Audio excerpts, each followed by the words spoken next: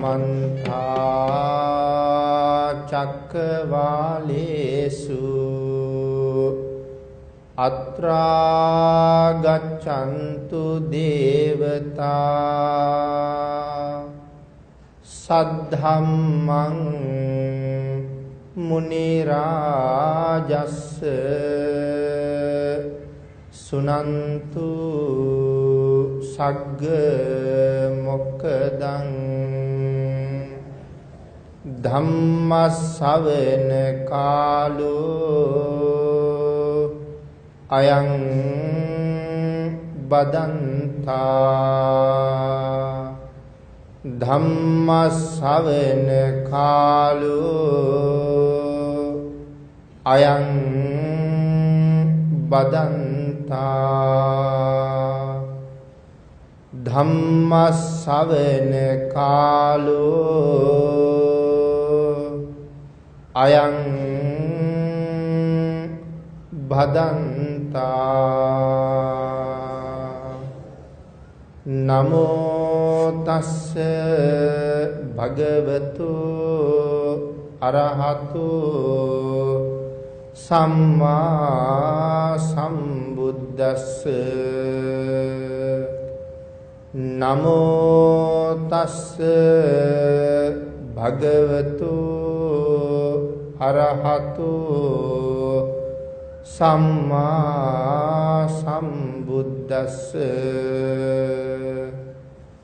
नमो तस्स भगवतो अरहतो सम्मा सम्बुද්දස්ස අති ගෞරවනීය නායක මාහිමිපාණන් වහන්සේගෙන් අවසර සද්ධර්ම ශ්‍රාවක කාරුණික ගුණගරුක බෞද්ධ පින්නතුනි අදත් බොහෝම ශ්‍රද්ධාවෙන් යුක්තව මේ විශාල පිරිසක් සැදී පැහැදී සූදානම් වෙන්නේ මේ සතිපට්ඨාන ධර්ම දේශනා මාලාවේ තවත් දේශනා කීපයක් ශ්‍රවණය කිරීමේ අරමුණ ඇතුව තමයි මේ බොහෝම ශ්‍රද්ධා පෙරදරිව ධර්ම ගෞරවයෙන් යුක්තව සූදානම්ව ඉන්නේ. පින්නතනේ පහුගිය ධර්ම දේශනාව අපි නිමා කළා මේ දුක්ඛ කියන වචනය බුදුරජාණන් වහන්සේ විස්තර කරලා තියෙන ආකාරයෙන් බොහෝම ස්වල්පයක් අපි සාකච්ඡා කරන්න යෙදුණා.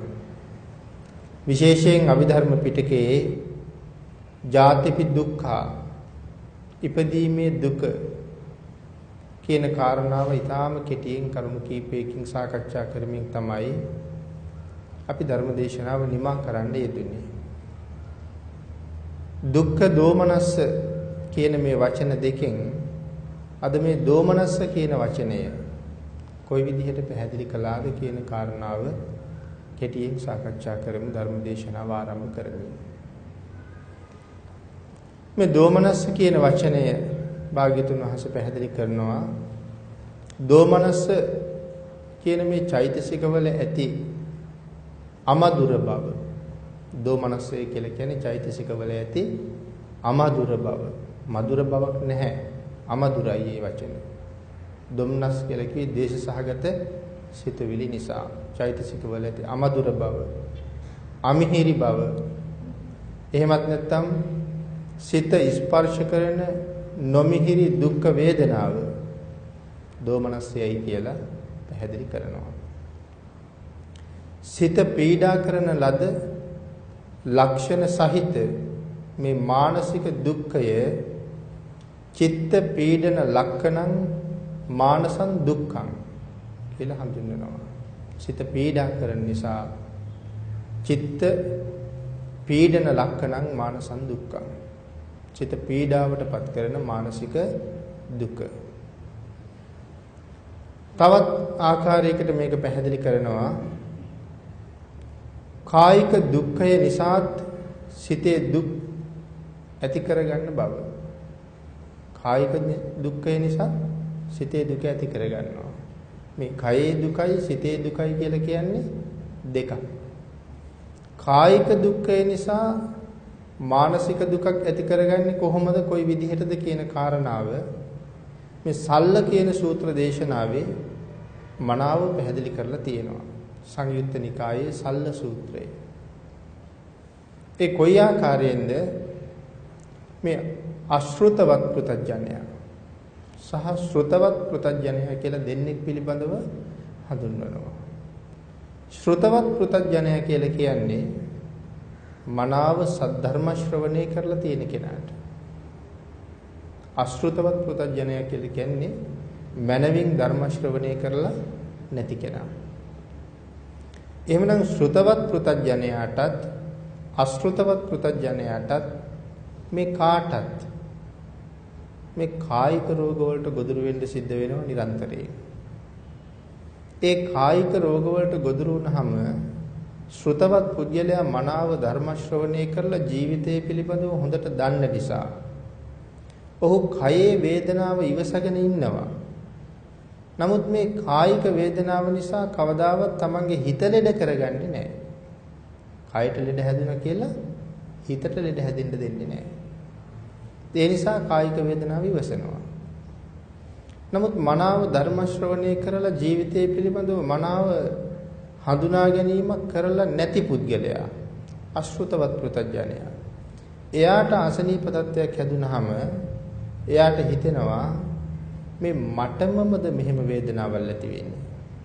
මමමද මේ තරම් දුක් වලට ගොදුරු වෙන්නේ කියන කාරණාව පැහැදිලි කරනවා. අශෘතවත් පෘතජ්ජනයා මම ලෙඩ වුණා මට මෙහෙමත් වුණා මටමද මෙහෙම වෙන්නේ කියලා කල්පනා කරමින් හිතේ දුක ඇති කරගන්නවා. ඒ හිතේ දුක ඇතිවීම තුළ මේ සල්ල කියලා කියන්නේ උල කියන අර්ථය. දැන් එයාගේ කයට උලක් ඇනිලා තියෙන්නේ. කය ලෙඩ වෙලා කායික වේදනාවක් තියෙනවා. ඒ කායික වේදනාව නිසා මටමමද මෙහෙම වෙන්නේ කියන කාරණාවත් එක්ක තමගේ හිතටත් උලක් ඇන ගන්නවා. සල්ල සූත්‍රයේ පැහැදිලි කරනවා ශ්‍රුතවත් පෘතජ්ජනයාට ඇනෙන්නේ එක උලයි අශෘතවත් පෘතජ්ජනයාට උල් දෙකක් ඇනෙනවා කියලා. කය ලෙඩ වෙච්චාම හිත නිකම්ම එයා ලෙඩ කර ගන්නවා. ඒ කාරණාවයි මෙතන පැහැදිලි කරලා තියෙන්නේ. මෙතන මේ කාරණාව ඊළඟට සිතේ තියෙන දෝමනස්සය නිසා තමයි මේ හිත ලෙඩ කරගන්නේ.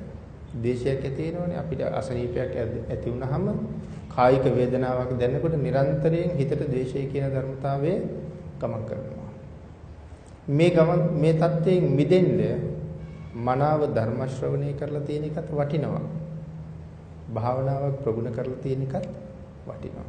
විශේෂයෙන් මෛත්‍රී භාවනාව වගේ භාවනාවක්. ශරීර අභ්‍යන්තර ආබාධ ඉවත් කරන්න පුරුදු කරලා තියෙන්න ඕනේ කියලා එතන සඳහන් කරන්නේ. අභ්‍යන්තර ආබාධ. එහෙම නැතිනම් ගත ලෙඩ වෙනකොටම හිත ලෙඩ වෙන්න පටන් ගන්නවා. ඒක අපි හැම කෙනෙකුටම තියෙන කාරණාවක්.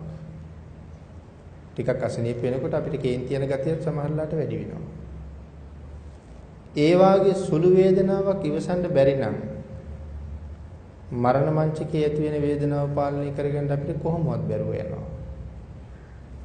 ඒ ඇති වෙන දරුණු වේදනාවල් ඔස්සේ ද්වේෂ සහගත සිතුවිලි පහළ වෙන්න පටන් ගත්තොත් ඒ ද්වේෂයත් එක්ක මරණයටපත් වුනොත් ඊළඟ භවයේ ඊටාම අවාසනාවන්ත තැනක වෙන්න පුළුවන්.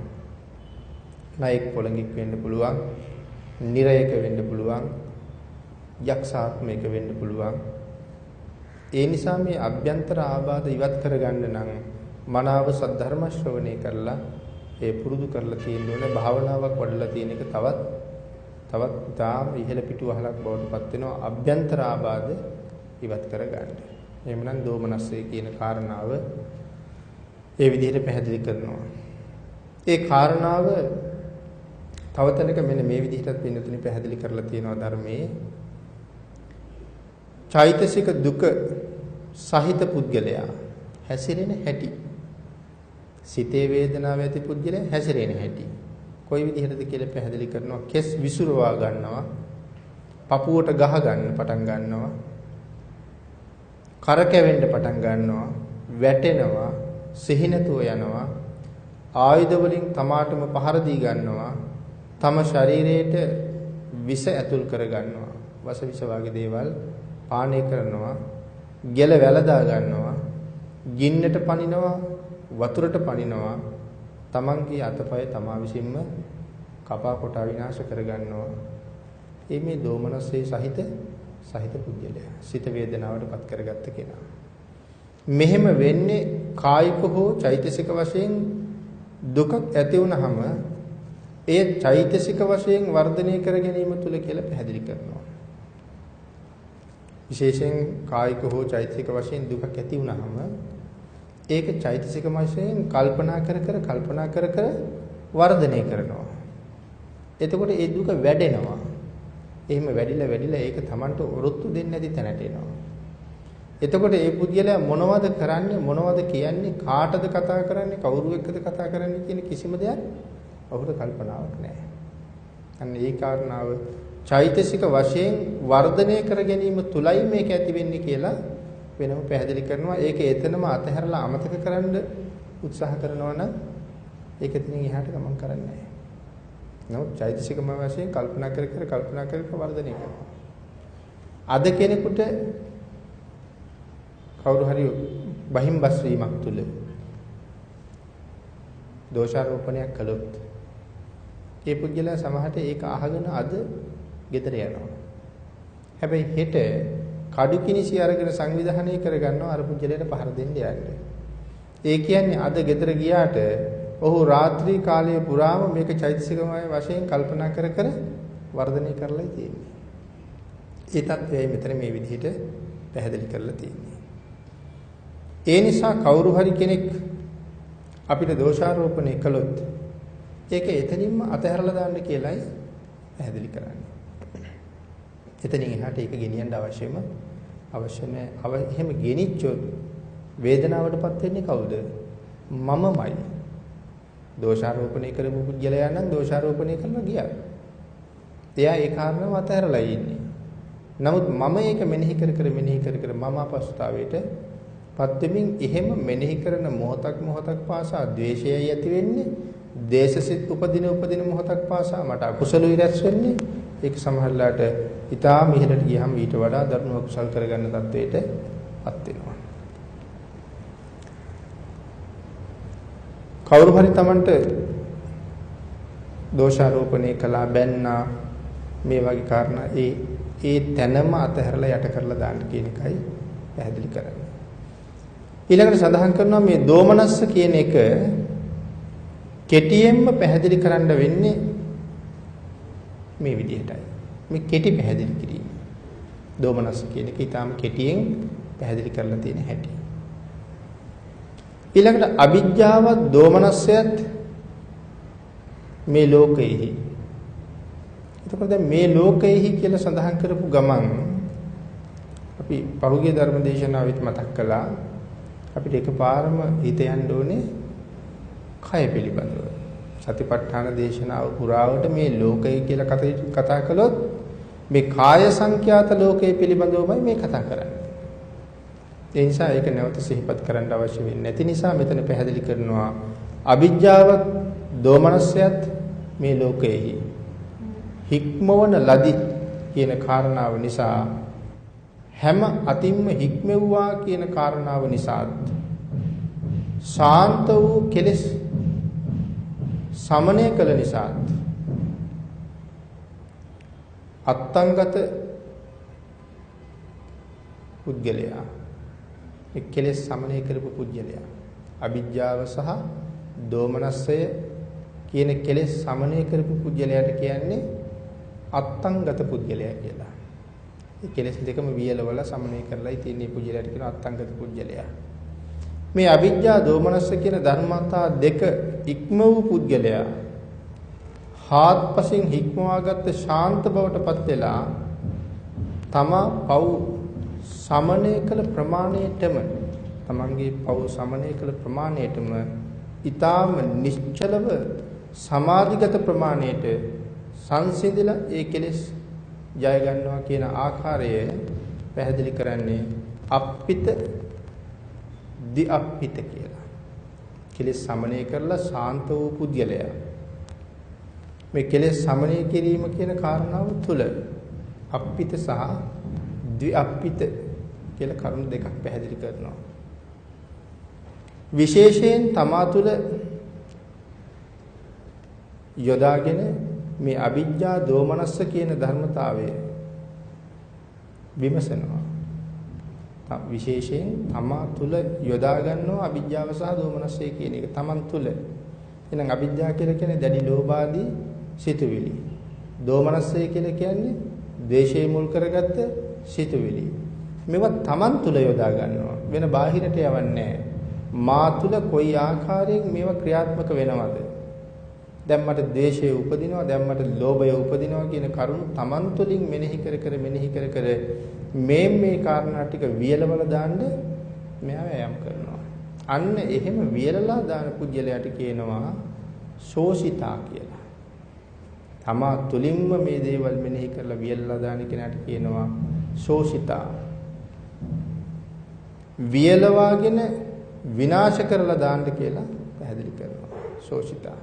වියලවල විනාශ කරලා දාන්න. ඒ කාරණාව තවත් පැහැදිලි කරනවා බ්‍යන්ති කතා. බ්‍යන්ති කතා කියලා කියන්නේ විනාශ කරලා වියලවල දාන්න කියන කාරණාව. විනය්‍ය ලෝකයේ අවිජ්ජා දෝමනස්ස. වියලවල විනාශ කරලා දාන කාරණාවට අපෝ කියනවා විනය්‍ය ලෝකයේ අවිජ්ජා දෝමනස්ස. ඊළඟට පින්නතුනි පැහැදිලි කරනවා ඉද භික්කවේ භික්ඛු කායේ කායානුපස්සී විහෙරති ආතාපි සම්පජානෝ සතිමා විනය්‍ය ලෝකේ අවිජ්ජා දෝමනස්සං කියන කොටස. අපි මේ සාකච්ඡා කරන්නේ සූත්‍රයේ තියෙන වචන ටික. මේ එක එකට සූත්‍රයෙන් ඒ වචන පැහැදිලි සූත්‍රයේ තියෙන වචන ටිකට අට කතාවෙන් සහ සූත්‍රයෙන් තේරුමක් පැහැදිලි කරලා තියෙන හැටි තමයි මේ සාකච්ඡා කරන්නේ. ඒ නිසා ධර්ම කාරණාවම පැහැදිලි වෙන්න ඕන නිසා මේ කරුණ මේ විදිහටම සූත්‍රයේ තියෙන වචන වලින්ම සාකච්ඡා කරන එක ධර්ම කාරණාවට හානියක් නොවෙන්න අපිට වටින නිසා මේ විදිහට සාකච්ඡා කරනවා. මෙහි ඊටාම පැහැදිලිව උපදෙස් දීලා තියෙනවා මේ කාරණාවේ අර්ථය මනාව විමසන්න. ඉද භික්ඛවේ භික්ඛු කායේ කායානුපස්සී විහෙරති ආතාපි සම්පජානෝ සතිමා විනය්‍ය ලෝකේ අවිජ්ජා දෝමනස්සං කියන කාරණාව මනාව විමසන්න පැහැදිලිවම උපදෙස් දීලා තියෙනවා. මේ පදවල අර්ථය පදයක් ගානේ මනාව විමසන්න කියලා. එක වචනයක් අතහැරිලා තිබුණොත් ඒක කොතනදී හරි අතහැරිච්ච පාඩුව අපිට මුණ ගැහෙනවා තේරුම් ගන්න බැරුව කියලා. ඒ නිසා පදයක් ගානේ විමසන්න කියලා කියනවා. අට කතාවේ ප්‍රමාණයටම ක්‍රමයටම සංසන්දනය කරමින්ම මේ වචනවල අර්ථයේ තේරුම් ගත යුතු බව පැහැදිලි කරනවා. සූත්‍රයත් එක්ක අට කතාවෙන් පැහැදිලි කරන ප්‍රමාණයටම තේරුම් ගන්න කියලා සඳහන් කරනවා. මේ සඳහන් කරන්නේ සතිපට්ඨාන සූත්‍රයේ විතරක් කියවලා සෑහීමකටපත් වෙන්න එපා කියන එකයි. මෙහෙම සඳහන් කරලා තියෙන්නේම මේ භාවනා ක්‍රමයේ අධ්‍යයනය කරගෙන යන කෙනා මේ සතිපට්ඨාන සූත්‍රයේ විතරක් කියවලා මේ භාවනා ක්‍රමයේ අධ්‍යයනය කරන්න බෑ. සතිපට්ඨාන සූත්‍රයේ විතරක් කියවලා ඒක අධ්‍යයනය කරලා ඉදිරියට යන්න බැරි බව මනාවම ඉස්සරහා අපිට සාකච්ඡා කරන්න හම්බ වෙනවා සූත්‍ර කීපයක කරුණු. ඒ කරුණුත් එක්ක අපිට පැහැදිලි වෙනවා. ඊළඟට මේ දේශනාවේ ඉස්සරහට අපිට හම්බ වෙනවා පටිච්ච සමුප්පාදය. ඒ පටිච්ච සමුප්පාදය කියන කාරණාවෙන් අපිට පැහැදිලි වෙනවා සාමාන්‍යයෙන් අපි හැම කෙනෙක්ම මේ දැනගෙන ඉන්න පටිච්ච සමුප්පාදය. අවිද්‍යා පත්‍ය සංඛාරා සංඛාර පත්‍ය විඥාන කියන කාරණාවෙන් මේ භාග්‍යතුන් වහන්සේ දේශනා කරන නිවනට යන්න බැරි බව. ඒ කියන්නේ පටිච්ච සමුප්පාදයේ නිවනට යන්න බෑ කියන එක නෙමෙයි. පටිච්ච සමුප්පාද කීපයක් දේශනා කරලා තියෙනවා. ඒ එකකට අපි දන්න එකට වඩා වචන වෙනස්. අපි දන්න පටිච්චසමුප්පාදයේ පටන් ගන්නෙ අවිද්‍යාව. එහෙනම් කවදාවත් අවිද්‍යාවෙන් පටන් අරගෙන අපිට නිවනට යන්න අවිද්‍යාව තියාගෙන නිවනට යන්න බෑනේ. එහෙමනම් භාවනා කරලා නිවනට එතරට යන්න සූදානම් වෙන පුජ්‍යලයාට කොහොමද පටිච්චසමුප්පාදයේ අවබෝධ කරගත යුත්තේ කියන ආකාරය වෙනම පැහැදිලි කරනවා. ඒ නිසා බුද්ධ දේශනාව තුළ පටිච්චසමුප්පාදම කොටස් කීපයක් තියෙනවා. අන්න ඒ වගේ මෙතනත් මේ සතිපට්ඨාන සූත්‍ර දේශනාව තුළින් විතරක් මේ භාවනාව මුදුන්පත් කරන මාර්ගයට එන්න පුළුවන් කමක් නැහැමයි. කෙසේ වෙතත් සෝවාන් මාර්ගඵලයට යන්නේ කොහොමද කියන කාරණාව අපිට අද සාකච්ඡා කරන්න පුළුවන් වෙයි. මේ දේශනාව තුළ ඒ කර්මස්ථාන සියුම් විදිහට අපි මේ කරපු දේශනා 20 ගණන තුළ මේ වෙනකොට සෑහෙන්න සාකච්ඡා වෙලා තියෙන්නේ. නමුත් කර්මස්ථානයක් මෙතන සාකච්ඡා වුණා කියලා සඳහන් කරලා නැහැ. එතකොට ඔබට හිතෙන්න පුළුවන් මේ කර්මස්ථානය වෙනම පැහැදිලි කරලා දුන්නා නම් අපිට ඊට ඔස්සේ මේ භාවනා ක්‍රමයේ ටික වඩන්න පුළුවන් නේ කියලා. එහෙම නැතුව අපිට මේ දේශනාවේ ඉස්සරහට හම් වෙනවා කර්මස්ථාන කියලා වෙනම පරිච්ඡේදයක්. ඒ පරිච්ඡේදයේදී මේ කරුණු ටික අරගෙන සාකච්ඡා කෙරුවොත් තමයි ඒක පැටලෙන්නේ නැතුව ඉස්සරහට යන්න පුළුවන් වෙන්නේ. එහෙම නැත්නම් මේ තැන්වල සියුම් විදිහට සාකච්ඡා කරලා තියෙන නිසා කර්මස්ථාන පරිච්ඡේදයට ගිහිල්ලා ඒක විස්තර කරනකොට සියුම් විදිහට ඉගෙන ගත්ත කෙනා ආයෙත් පැටලෙන්න පටන් ගන්නවා ඉස්සෙල්ලා ඉගෙන ගත්තේ ඔහොම නෙමෙයි කියලා. ඒ හින්දා කර්මස්ථාන පරිච්ඡේදයේදීම අපි සාකච්ඡා කරමු අද දේශනාවේදී මේ සෝවාන් මාර්ගයට එන්න සෝවාන් සිත පිහිටවන්නේ කොහොමද කියන කාරණාව අපිට කෙටියෙන් සූත්‍රයෙන් හම්බ වෙනවා. ඒ නිසා මෙතන සාකච්ඡා කරන්නේ සතිපට්ඨාන සූත්‍රයෙන් විතරක් සෑහීමකටපත් වෙන්න එපා කියලා. ඒ කාරණාව පැහැදිලි කරනවා. අට කතාව තවදුරටත් හදාරන්න කියන එක ඉදිරියටත් අපිට පැහැදිලි කරනවා. අට කතාවම දිගටම හදාරන්න මේ ගැඹුරු විස්තරයම කියන කාරණාව. පින්නතනි මෙතන දේශනාවල මේ කියන දේශනාවල ඒ කරුණු යම් ප්‍රමාණයකින් සාකච්ඡා කරමින් පැහැදිලි කරමින් ඉස්සරහට යන්න කියලා පැහැදිලි කරනවා. යම් ප්‍රමාණයකින් සාකච්ඡා කර ඉස්සරහට ගිහිල්ලා කර්මස්ථාන පරිච්ඡේදයේදී ඒක සාකච්ඡා කරන්න. මෙන්න මේ ආකාරයට වේදනා සිතෙහි වේදනාවන්හි සිතෙහි ඇතිවෙන ධර්මයන්හි සිහිය යොදවමින් සිතේ ඇතිවෙන වේදනා සහගත ධර්මයන් පිළිබඳව සිහිය යොදවමින් ආතාපි සම්පජානෝ සතිමා කියන ආකාරයටම අවිජ්ජා දෝමනස්ත විස්තර කරනවා. ආතාපි සම්පජානෝ සතිමා කියන ආකාරයටම පැහැදිලි කරන්න කියලා සඳහන් කරනවා. මේ ආකාරයට මේක පැහැදිලි කරනකොට වේදනානුපස්සනාව විස්තර කරලා තියෙනවා. දැන් අපි කායානුපස්සනාව මේ වෙනකොට යම් ප්‍රමාණයක සාකච්ඡා කරලා තියෙනවා. එහෙනම් අද වේදනානුපස්සනාව කියන්නේ මොකක්ද කියලා යම් ප්‍රමාණයකින් සාකච්ඡා කරන්න මෙතන සඳහන් කරලා තියෙනවා. සතිපට්ඨාන සූත්‍රයේ මුල නමුත් වේදනානුපස්සනාව ඊටාම විශාල වශයෙන් විස්තර කරලා තියෙනවා. සතිපට්ඨාන සූත්‍රයේ මුලින් වේදනානුපස්සනාව විශාල වශයෙන් විස්තර කරලා තියෙනවා. සඳහන් කරන්නේ මේ ಉದ್ದೇಶය කියන කොටස අපි තාමත් විස්තර කරන නිසා ಉದ್ದೇಶය මූලික කොටස තාමත් විස්තර කරන නිසා ඊටාම කෙටියෙන් අපි කායානුපස්සනාවත් කෙටියෙන් සාකච්ඡා කළා. මුලින් වේදනානුපස්සනාව පිළිබඳව ඉතා කෙටි කරුණු කාරණා දැක්වුවා ಉದ್ದೇಶය කියන කොටසේ. නමුත් සතිපට්ඨාන සූත්‍ර දේශනාවේ වේදනානුපස්සනාව පිළිබඳව විශාල විස්තරයක් සඳහන් කරලා තියෙනවා. අන්නේ මේ වේදනානුපස්සනාව කරන්න කියලා තියෙන්නේ කොයි විදිහටද කියන කාරණාව අපි ටිකක් සාකච්ඡා කරමු. කායානුපස්සනාව කරන්නේ මේ විදිහයි කියලා සාකච්ඡා කළා. අද වේදනානුපස්සනාව කරන්නේ කොයි විදිහටද කියන කාරණාව මෙතන සාකච්ඡා කරමු. යෝ සුඛං දුක්ඛතෝ අද්ද මේ කාරණාව පැහැදිලි කරනවා. සංයුක්ත නිකායේ එන සූත්‍රේ පාඨයක තමයි මේ විදිහට සඳහන් කරන්නේ. යෝ සුඛං දුක්ඛතෝ අද්ද. මේ සූත්‍රයේ එන ගාථාවක්. මේ සංයුත්ත නිකායේ සඳහන් වෙන සූත්‍රයේ එන ගාථාවක් තියෙනවා. ඒ ගාථාවෙන් තමයි යෝ සුඛං දුක්ඛතෝ අද්ද කියලා දක්වලා තියෙන්නේ. මේ වේදනාව ප්‍රධාන වශයෙන් ආකාර 3යි.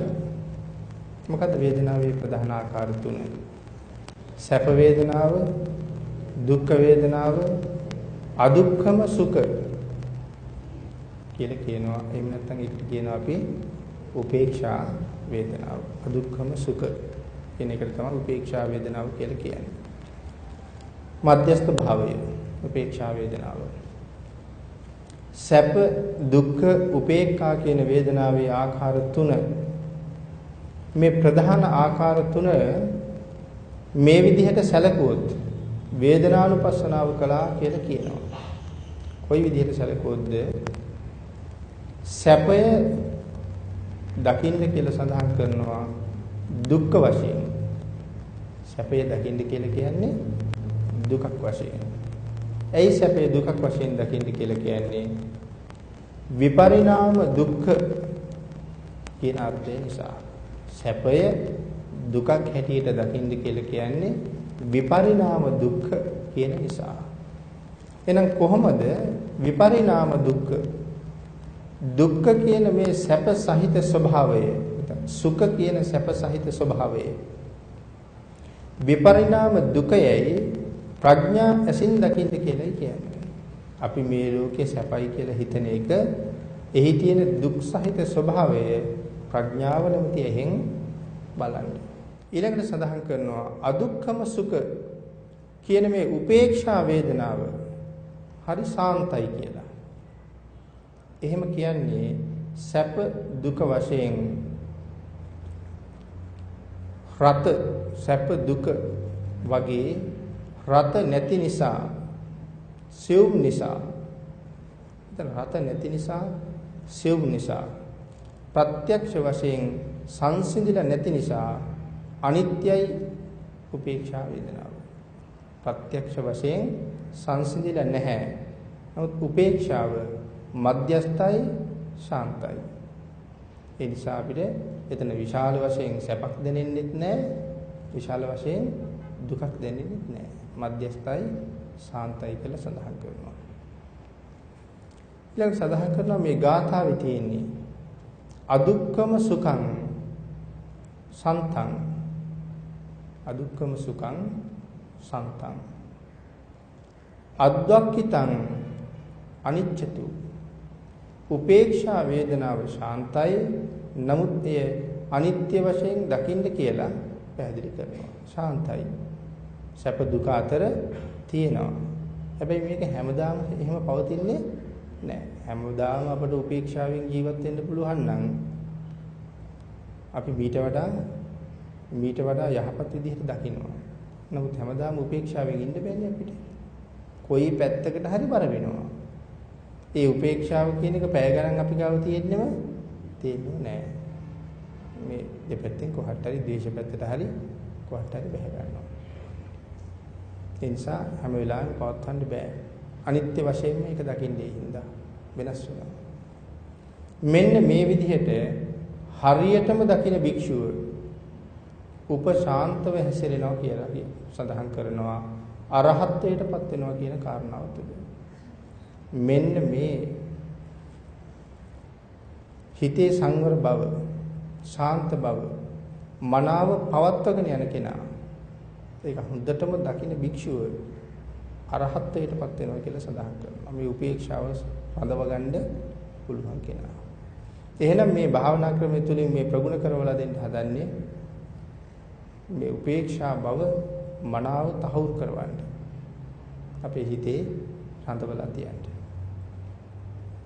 මේ උපේක්ෂා වේදනාව ඇති වෙලා නැති වෙන නිසා, తాවකාලික නිසා, නিত্য කියන ධර්මතාවයට ප්‍රතිපක්ෂ නිසා, විරුද්ධ නිසා අනිත්‍යයි කියලා සඳහන් කරනවා. නিত্য කියන ධර්මතාවයට එන්නෙම නෑ උපේක්ෂා වේදනාව. ඒකට ප්‍රතිපක්ෂමයි. ඒ නිසා අනිත්‍ය වශයෙන් දකින්න කියලා සඳහන් කරනවා. මේ විදිහට වේදනානුපස්සනාව කරන භික්ෂුවක් ඉන්නවා නම් අන්නේ භික්ෂුව අරහත්ත්වයටපත් වෙනවා. වේදනානුපස්සනාව. ඒ කියන්නේ වේදනාවනේ දැන් අරමුණු කරන්නේ. එක්ක කය වේදනාව, ගතේ වේදනාව, වේදනාව තියෙනවා. නමුත් ඒක උපේක්ෂාවෙන් ඉවසනවා. එහෙම ඉවසන්න පුළුවන් කෙනා අරහත්ත්වයටපත් වෙන්න තරම් සුදුසුයි කියලා පැහැදිලි කරනවා. මේක තමයි වේදනානුපස්සනාවේ මූලික කමඨහන හැටියට සඳහන් කරලා තියෙන්නේ. මේක උපේක්ෂාවෙන් ඉවසන එක. වේදනානුපස්සනාවේදී වෙනතනේ කාරණාව විස්තර කරනවා සංයුත්ත නිකායේ අදාළ සූත්‍ර ගණනාවක මේ වේදනානුපස්සනාව විස්තර කරනවා. සතිපට්ඨාන සූත්‍රයේ නෙමෙයි විස්තර කරලා තියෙන්නේ සංයුත්ත නිකායේ. ඒ කාරණාව අපිට කමඨහනේදී මුණ ගැහෙනවා. එහෙනම් වේදනානුපස්සනාව ගැන සතිපට්ඨාන සූත්‍රයෙන් මතක් කරනවා විස්තර කරනවා සංයුත්ත නිකායේ. ආන් ඒකයි මුලින්ම කියේ සතිපට්ඨාන සූත්‍රයෙන් විතරක් මේක හදාarලා ඉවර කරන්න බැරි බව. වෙන තැන්වල තමයි ඊටු කොටස් සාකච්ඡා කරලා තියෙන්නේ. මේ සතිපට්ඨාන ධර්මය හරියටම හදාරනවා නම් මේ හැම සූත්‍රයක්ම සාකච්ඡා කරන්න ඕනේ කියලා පැහැදිලි කරනවා. නමුත් අපි මේ සාකච්ඡා කරන කාරණාව තුළ මේ හැම සූත්‍රයකින්ම ගත්ත ඒ කරුණ අපි සාකච්ඡා කරනවා. ඒ නිසා කර්මස්ථානයේ හැමතැනම සම්පූර්ණ කරලා පැහැදිලි කරන්න අපිට ඉස්සරහට පුළුවන් වෙන නිසා. මෙතන විශේෂ කාරණාවක් ඊළඟට සඳහන් කරනවා. කාය සංඛ්‍යාත ලෝකේහි අවිජ්ජා දෝමනස්ස පහීනය. කාය සංඛ්‍යාත ලෝකේහි අවිජ්ජා දෝමනස්ස පහීනය. එම් නැත්තම් සඳහන් කරනවා නොහොත් ඔහුගේ වේදනාදී ධර්මතා කෙරෙහි අවිජ්ජා දෝමනස්ස ප්‍රහීනය වෙලා ඉවරයි කියලා. කොහොමද සඳහන් කරන්නේ? මේ කාය සංඛ්‍යාත ලෝකේහි අවිජ්ජා දෝමනස්ස පහීනය. ඔහුගේ වේදනා ප්‍රහීනය වෙලා ඉවරයි. මේ කාගේද මේ වේදනා ප්‍රහීනය වෙලා ඉවරයි කියලා කියන්නේ? අර මනාව උපේක්ෂාවෙන් දරාගෙන හිටපු පුජ්‍යලගේ වේදනාව ප්‍රහීනය වෙලා ඉවරයි කියලා කියන්නේ රහත් භාවයට පත් වුණා කියන කාරණාව. ඒකායනෝ අයං භික්ඛවේ මග්ගෝ කියන මේ කාරණාව නැවත ඉස්මතු කරලා පෙන්නනවා. ඒකායනෝ අයං භික්ඛවේ මග්ගෝ. එකම මාර්ගයයි මහණෙනි තියෙන්නේ කොහාට යන්නද? නිවනට යන්න. ඒ මොකද්ද? මෙන්න මේ සතිපට්ඨාන ක්‍රමයයි. එහෙනම් සතිපට්ඨාන ක්‍රමයේ කාරණා කීයක් තියෙනවද? 4යි. ඒ 4න් එකක් තමයි වේදනානුපස්සනාව කියලා කියන්නේ. නිවනට යන්න මේ 4ම වඩන්න ඕනේ කියලා මේ කොතනවත් සඳහන් කරලා නැති බව අපි මේ දේශනාව පටන් ගන්නකොටම සඳහන් කළා. මේ 4ම වඩන්න ඕනේ නෑ, මේ එකක් ඇති. අපි ඒකට නගරයක උපමාවක් ගත්තා. නිර්වාණය කියලා නගරයක් තියෙනවා. ඒ නගරයට ඇතුල් වෙන්න දොරවල් 4ක් තියෙනවා. ඒ දොරවල් 4න් කොයි දොරෙන් ඇතුල් වුණත් ඇතුල් වෙන්නේ නිර්වාණ නගරයටයි. එහෙනම් මොනවද දොරවල් 4? කායානුපස්සනාවයි, වේදනානුපස්සනාවයි, චිත්තානුපස්සනාවයි, ධම්මානුපස්සනාවයි. එහෙමනම් මේ වේදනානුපස්සනාව කියන එකෙන් ඒකට ඇතුල් වෙන්න පුළුවන් කියන කාරණාව තමයි ඒකායනෝ අයං භික්ඛවේ මග්ගෝ කියන කාරණාව නැවත ඉස්මතු වෙලා පේනවා කියලා මෙතන සඳහන් කරලා තියෙනවා. ඊළඟට මුල ඉඳලම පැහැදිලි කළ කාරණාවක්. මේ අනුපස්සනා 4 වඩන්න 4ම වඩන්න ඕනේ නැහැ කියලා කියපු කාරණාව මුල ඉඳලම පැහැදිලි කරපු කාරණාවක්. කායානුපස්සනාවේදී අවිජ්ජා දෝමනස ප්‍රහීණය වෙනවා නම් වේදනානුපස්සනාවේදී වෙනමම අවිජ්ජා දෝමනස ප්‍රහීණය කරන්න වෙන්නේ නැහැ. එහෙනම් කායානුපස්සනාවෙත් අවිජ්ජා දෝමනස ප්‍රහීණය වෙනවා, වේදනානුපස්සනාවෙත් අවිජ්ජා දෝමනස ප්‍රහීණය වෙනවා. ධම්මානුපස්සනාවෙත් සහ චිත්තානුපස්සනාවෙත් අවිජ්ජා දෝමනස ප්‍රහීණය වෙනවා. ඒකයි මේ කෝකෙනිත් නිවනට යන්න පුළුවන් වෙන්නේ. මේ ක්‍රම 4න් කෝකෙන් ගියත් අවිජ්ජා දෝමනස ප්‍රහීණය කරගෙනම තමයි යන්න වෙන්නේ. ඒ නිසා එකකින් අවිජ්ජා දෝමනස ප්‍රහීණය කරලා අනිකින් තව ක්‍රමයක් අනුමත කරලා යනවා. එහෙම නෙමෙයි, 4ෙන්ම මේ කාරණාව කෙරෙන නිසා ඒක එහෙම සඳහන් කරනවා. මේ අනුපස්සනා කෝක කලත් අපි සියලු දෙනාම නිර්වාණ නගරයටම ඇතුල් වෙනවා කියන කාරණාව නැවත නැවත විශේෂයෙන් පැහැදිලි කරනවා. මේ හතරෙන් කෝක කළත් එකම තැනට ගමන් කරනවා කියන කාරණාව. ඊළඟට පින්නතුනේ මේ තරම් අපි සාකච්ඡා කරුවේ. මේ තරම් කාලයක් සාකච්ඡා කරන්න එහෙනම් ඒකේ මේ හතරෙන්ම එකම තැනකට යනවා නම් මේ තරම් සාකච්ඡා කර කර පැහැදිලි කරන්න දෙයක් තියෙනවද කියන කාරණාව. මේ සතිපට්ඨාන සූත්‍රයේ උද්දේශ වාරය අපි මේ සාකච්ඡා කළේ උද්දේශ කියන කොටස විතරයි. මූලික කොටසක් විතරයි උද්දේශ වාරය. ඒකායනෝ අයම් භික්කවේ මග්ගෝ කියන කොටස විතරයි මෙච්චර කල්ම සාකච්ඡා කරලා තියෙන්නේ. ඊළඟට පින්නතුනි මෙතන සඳහන් කරනවා ශෝක පරිදේව කියන ධර්මතා දෙක, දුක්ඛ දෝමනස්ස කියන ධර්මතා දෙක, මේ දෙකම ජය ගන්න හැටි කියන ක්‍රමයක් සත්තානං විසුද්ධිය. මේ දෙක ජය ගැනීම තුළ සත්වයා විසුද්ධියටපත් කරනවා. සත්තානං විසුද්ධිය. සත්‍යයන් විශේෂයෙන් පිරිසිදු කරනවා. මේක ක්‍රමයක්. සත්වයා විශේෂයෙන් පිරිසිදු කරනවා. දෙවෙනි ක්‍රමය ඥානයන් අධිගමනය කරන්න ලැබෙනවා. සත්‍යය පිරිසිදු කරනවා, ඥානයන් අධිගමනය කරන්න ලැබෙනවා. නිර්වාණය සාක්ෂාත් කරන්න ලැබෙනවා කියන ආනිසංස 3 තියෙන මේ ආනිසංස 7ක් ලැබෙන සතර සතිපට්ඨානයේ වැඩිීමේ මූලික උද්දේශය මෙයයි කියලා පැහැදිලි කරනවා. ප්‍රධාන වශයෙන් ලැබෙන ආනිසංස 3 සත්‍යය පිරිසිදු කරනවා, ඥානයන් අධිගමනය කරන්න ලැබෙනවා, නිර්වාණය සාක්ෂාත් කරන්න ලැබෙනවා කියන මේ ආනිසංස 3. ඊළඟට මේ සතිපට්ඨාන සූත්‍ර දේශනාවේ ආනිසංස 7ක් ලැබෙන සතර සතිපට්ඨානයේ වැඩිීමේ මූලික උද්දේශය තමයි එහෙනම් මේ සාකච්ඡා කරලා තියෙන්නේ. ඒ උද්දේශයේ දෙවෙනි කොටස ඉද බික්ඛවේ බික්ඛු කායේ කායානුපස්සී විහෙරති ආතාපි සම්පජානෝ සතිමා විනය්‍ය ලෝකේ අවිජ්ජා දෝමනස්සං ආදී වශයෙන් සතිපට්ඨාන දේශනාවේ පැහැදිලි කරන උද්දේශයේ දෙවෙනි කොටස.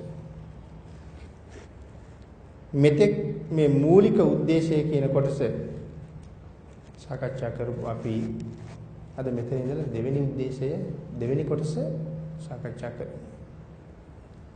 ඒ දෙවෙනි කොටස ඉද බික්ඛවේ බික්ඛු කායේ කායානුපස්සී විහෙරති ආතාපි සම්පජානෝ සතිමා විනය්‍ය ලෝකේ අවිජ්ජා දෝමනස්සං ආදී වශයෙන් සූත්‍ර දේශනාවේ පැහැදිලි කරනවා. මෙන්න මේ කායානුපස්සනාවේ කොටස් 14ක් තියෙනවා. කායානුපස්සනාවේ කොටස් 14ක් තියෙනවා. එයින් පළවෙනි කොටස ආනාපාන සති කොටසයි. මේ කොටස් 14 පළවෙනි එක ආනාපාන සති කොටස. භාග්‍යතුන් වහන්සේ ප්‍රකාශ කරන්නේ කැමැති ප්‍රශ්නයක් අහලා විස්තර කරනවා.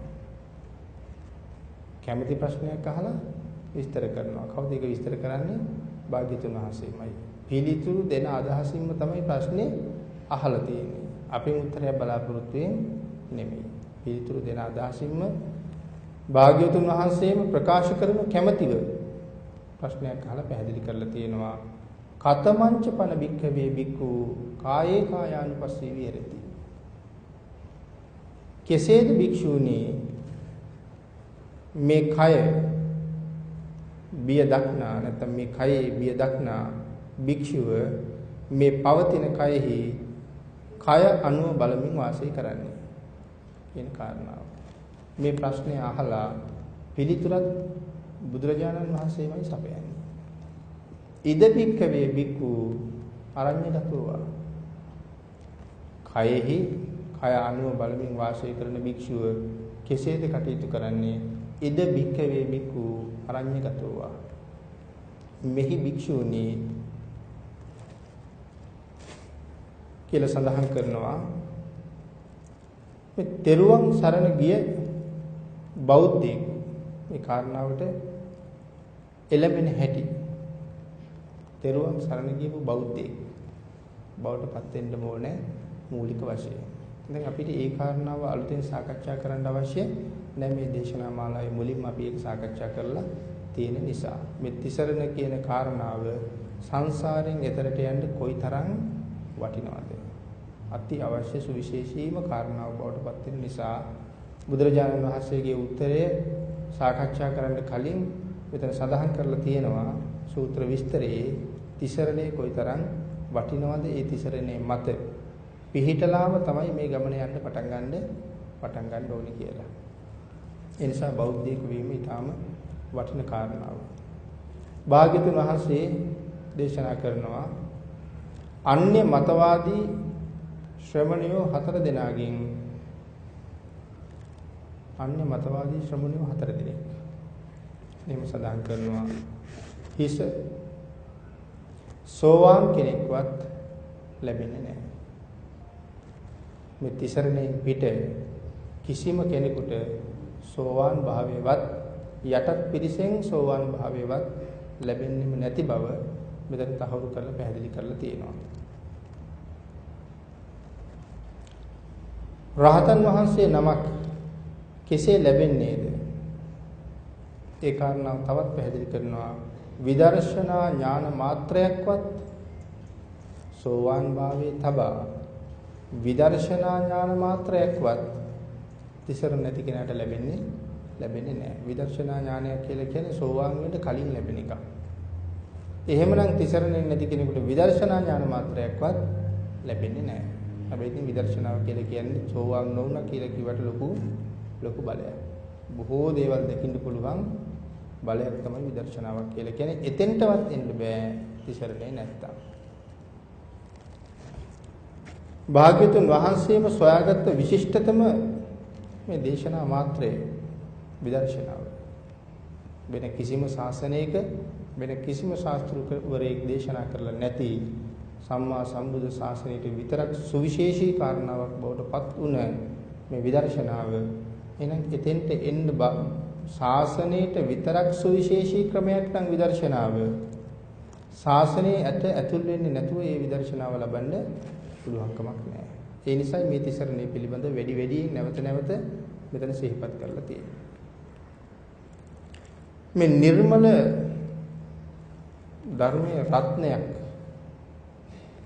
ධර්මයේ හැම වෙලාවෙම රතනයක් වගේ දකින්න කියලා දේශනා කරේ. ධර්මයේ විතරක් නෙමෙයි තෙරුවනම රතනයක්. අපි රතන කියන කාරණාව සාකච්ඡා කළා. අපි අවසනාවට අපිට පින් නැති හින්දාද කොහෙද අපිට රතන වැටහෙන්නේ නැහැ.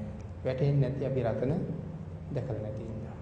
එහෙනම් පූර්ණක යක්ෂයා ගාව තිබිච්ච මාණික්කය සක්විති රජෙකුට පහළ වෙන මණික මේ රතන වලින් යම් ප්‍රමාණයක දේවල්. එහෙනම් එහෙම රතන අපි කවදාවත් දැක්කේ නැහැ. ඒ සියලුම රතනයන්ට වඩා උත්තමයි ධර්ම රතනය, බුද්ධ රතනය, ධර්ම රතනය, සංඝ රතනය මේ සියලු රතනයන්ට වඩා උත්තමයි. අර රතන දැකලා වැටහිලා නැති හින්දා බුද්ධ රතනය කියන එක තේරෙන්නේ නැහැ. එහෙනම් බුදුරජාණන් වහන්සේට විතරක්ම සුවිශේෂී වූ ක්‍රමයක්, බුද්ධ ශාසනයට විතරක්ම සුවිශේෂී වූ ක්‍රමයක් තමයි මේ විසුද්ධිය කියන කාරණාව. විදර්ශනාව කියන කාරණාව. ඒ කාරණාවයි මෙතන මේ නිතර පැහැදිලි කරන්නේ. කොහොමද කියන එක තැනක පැහැදිලි කරනවා ත්‍රිපිටකය අපි කොහොම තේරුම් ගන්නද? භාග්‍යවතුන් වහන්සේගේ ත්‍රිපිටකය අපි කොහොමද තේරුම් ගන්නේ? මේ පිටකය මනාව තේරුම් ගන්න නම් බුද්ධ රත්නය පිළිබඳව අප්‍රමාණ ශ්‍රද්ධාවක් තියෙන්න ඕනේ. බුද්ධ රත්නය පිළිබඳව අප්‍රමාණ ශ්‍රද්ධාවක් තියෙන්න ඕනේ. ශ්‍රද්ධාව නැතිනම් බුද්ධ රත්නය පිළිබඳව ඒත් පිටකේ තේරෙන්නේ නැහැ. වර්තමානයේ නම් ත්‍රිවිධ රත්නය පිළිබඳව විතරක් ලොකු ශ්‍රද්ධාවක් දක්වන්නේත් නැහැ. බුදුරජාණන් වහන්සේගේ දේශනාවේ මේ ත්‍රිපිටකය පිළිබඳව ශ්‍රද්ධාවක් දක්වන බව පේන්නත් ඇතැම් වෙලාවට නැහැ. ඒ නිසා අපිට සමහර වෙලාවට සමහර තැන් වලින් ඇහෙනවා මේ අට කතාව ප්‍රතික්ෂේප වෙන තැන්. අපි මේවා කලින් සාකච්ඡා කරලා තියෙන දේවල්. තවත් තැනක සඳහන් කරනවා ත්‍රිපිටකයට අභිධර්ම පිටකේ ආйти නෑ කියලා. එතකොට වචනේම වැරදි නැද්ද? ත්‍රිපිටකයට අභිධර්ම පිටකේ ආйти නෑ. එහෙනම් ඉතින් දෙපිටකයට අභිධර්ම පිටකේ ආйти නෑ කියලා කියන්න ඕනේ. නමුත් කියන්නේ ත්‍රිපිටකයට අභිධර්ම පිටකේ ආйти නෑ කියලා. ඒකට අභිධර්ම පිටකේ ආйти නැත්නම් මොකද්ද මේ ත්‍රිපිටකය කියන වචنين සඳහන් කරන්න හදන්නේ? එහෙම සඳහන් කරන්නේ බුද්ධ රත්නය පිළිබඳව ධර්ම රත්නය පිළිබඳව පූර්ණ විශ්වාසයක් නැති හින්දා. අන්න ඒ කාරණාව නිසා කවදාවත් මෙහි සඳහන් කරලා තියෙන මේ විදර්ශනාවට යන්න බැරුව යනවා. ඒ කාරණාව කොයිතරම් ගැඹුරුද කියන කාරණාවත් අපි මීට කලින් විස්තර කරලා තියෙනවා. ස්වාමීන් වහන්සේ නමක් එහෙම කිව්වොත් අභිධර්ම පිටකේ මම පිළිගන්නේ නැහැ කියලා. උන්වහන්සේගේ පැවිදි ජීවිතේ එතනින්ම අහෝසි වෙලා යනවා. පැවිද්ද පව නැති වෙලා යන තරම් ගැඹුරුයි. අනික් ශ්‍රාවකයෙක් සඳහන් කළොත් ඔහුගේ බෞද්ධකම එතනින්ම අහෝසි වෙලා යනවා. හැබැයිවට සරණ ගිහිල්ලා හිටියානම් පස්සේ දවසක අභිධර්ම පිටකේ මම ප්‍රතික්ෂේප කරනවා කියලා කීවනම් එතනින්ම බෞද්ධකමත් ඉවරයි. භාග්‍යතුන් වහන්සේගේ දේශනාව ප්‍රතික්ෂේප කරේ මොකද ඒතකොට ධර්ම රත්නේ සරණ නැතුව යනවනේ. තෙරුවන් සරණ තියෙන කෙනාටනේ බෞද්ධ කියන්නේ. එතකොට ධර්ම රත්නේ සරණ නැතුව යනවා. එතකොට බුද්ධ සහ සංඝ එහෙම සරණ යන්න කවදාවත් බෑ. ඒ නිසා මේක හරි ගැඹුරු කාරණාවක් මේ තුනුරුවන් කියන කාරණාව. අභිධර්ම පිටකේ ප්‍රතික්ෂේප කළොත් ධර්මස්කන්ධ කොච්චරද? අපි කියන්නේ 84000යි කියලා. මේ ධර්මස්කන්ධ 84000න් ධර්මස්කන්ධ 42000ක්ව දෙන්නේ අභිධර්ම පිටකේ. විනය පිටකේ සහ සූත්‍ර පිටකේ තියෙන 42000යි. අභිධර්ම පිටකේ තනියම දරනවා ධර්මස්කන්ධ 42000ක්. එහෙනම් පිටකේ ප්‍රතික්ෂේප කළා කියලා කියන්නේ මේ ධර්මස්කන්ධ 42000ක් ප්‍රතික්ෂේප කරලා Tamanට තනියම නිවන් දකින්න පුළුවන් වගේ. එහෙම නැත්නම් භාග්‍යතුන් වහන්සේ කරපු දේශනාවෙන් අපිට තනියම රිංගලා ගිහිල්ලා අපිට හොයාගන්න කොටස් මේකේ ඉතුරු කරලා තියෙනවා. නැත්නම් ඒ දේශනාව පාදක කරගෙන කෙටි මාර්ග අපිට හොයන්න ඉතුරු කරලා තියෙනවා වගේ. අපිට හොයන්න කෙටි මාර්ග මේ දේශනාවේ නැහැ. හේතුව කෙටිම මාර්ගයයි මේ පැහැදිලි කරලා තියෙන්නේ. මීට වඩා මේක කෙටි කරන්නම බෑ. කරන්න තියෙන කෙටිම තැනින් තමයි මේ ඇවිල්ලා තියෙන්නේ. ඒ හින්දා තමයි මේ 84000ක් ධර්මස්කන්ධයේ පොත් 57කට සීමා වෙලා තියෙන ත්‍රිපිටකය. කොයි තරම් කෙටි කරලාද? වචන 100ක් විස්තර කරන්න ඕන වචනය එක වචනෙන් ලියලා තියෙනවා. ඒකයි ත්‍රිපිටකයේ විතරක් කියවලා මේ ධර්මයේ තේරුම් ගන්න බැහැ. ඊළඟට විස්තරාත්මක දේශනාවට තමයි මේ අට කතාව කියලා කියන්නේ ධර්මයේ විස්තර කරලා තියෙන තැන. මේකට කියන්නේ භාග්‍යතුන් වහන්සේගේ ප්‍රකීර්ණක දේශනාව කියලා. එවනම් අට කතාව කොහොමද ප්‍රතික්ෂේප කරන්නත් බෑ. ඒක භාග්‍යතුන් වහන්සේගේම දේශනාවයි අටුවාව කියලා කියන්නේ. එවනම් මේ සඳහන් කිරීමේ මේ විදර්ශනා කියන ඥාන මාත්‍රයක් ලබන්න පවා කවදාවත් රත්නත්‍ර ප්‍රතික්ෂේප කරලා ඉතින්ට එන්න බෑ කියන කාරණාව. ප්‍රතික්ෂේප කිරීම කියන කාරණාව කරන්න පුළුවන් නම් කාටද කරන්න පුළුවන්? මේ ධර්ම රත්නේ යම් කොටස් වෙනස් කරන්න පුළුවන් නම් ඒක සරියුත් මහ රහතන් වහන්සේටවත් කරන්න බෑ. කරන්න පුළුවන් නම් කරන්න පුළුවන් ලෞතර බුදුරජාණන් වහන්සේ නමකට විතරයි. පසේ බුදුරජාණන් වහන්සේ නමකට ඒක අවබෝධ කරන්න පුළුවන්. පසේ බුදුරජාණන් වහන්සේට බුදුනේ අන් අයට පැහැදිලි කරවන්න බැරි වුණාට උන්වහන්සේට ඒක අවබෝධ කරන්න පුළුවන්. සරියුත් මහ රහතන් වහන්සේ කියන කොයිතරම් ප්‍රබල කෙනෙක්ද? ආත්ම 500ක් ඍෂි ප්‍රෞජ්ජාවෙන් පැවිදි වෙච්ච කෙනෙක්. ආත්ම 500ක්ම ඍෂිවරයෙක් හැටියට පැවිදි වෙලා ඉඳලා තියෙන්නේ අන්තිම ආත්මයට එන්න කලින්. අපේ ශාසනයේ මේ බ්‍රහ්මචර්යාව කියන කාරණාව අත්‍යන්ත බ්‍රහ්මචාරී කියලා සඳහන් කරන බ්‍රහ්මචාරීවරු ඉන්නේ කෙනයි. අත්‍යන්ත බ්‍රහ්මචාරී. ඒ සරියුත් මහ රහතන් වහන්සේ විතරයි. ඇයි අත්‍යන්ත බ්‍රහ්මචාරී කියලා කියන්නේ? ආත්ම 500ක්ම ඍෂිවරයෙක් හැටියට පැවිදි වෙලා ඉන්නේ. මේ ආත්ම 500 තුල මේ රාගය කියන ධර්මතාවයේ කොයිතරම් උන්වහන්සේ වේලවල තිබ්බද කියන කාරණාව සඳහන් කරනවා.